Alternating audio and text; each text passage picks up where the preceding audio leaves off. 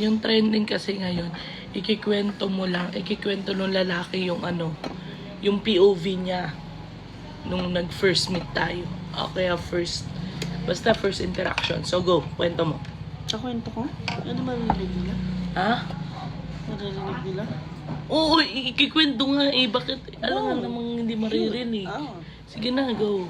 Pinasar mo ako sa classroom, first meet natin ng 3rd year high school. Ibubuli ka. Yan lang. Ano ba? Ikwento mo lang, go.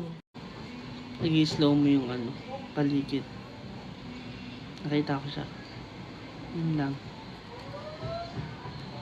Tapos yung ma'am. First niligaw mo ako, go. Tamang basis. First nga eh, first. Tamang basis. Yung umamin ako sa kanya sa classroom yung gusto ko siyang ligawan ng high school. Yun na. Gano'n! Ano ba't ganun? Ha? Yun lang. Kwento ka pa. First time na sinagot kita. Sa kwarto. Yun sakto parang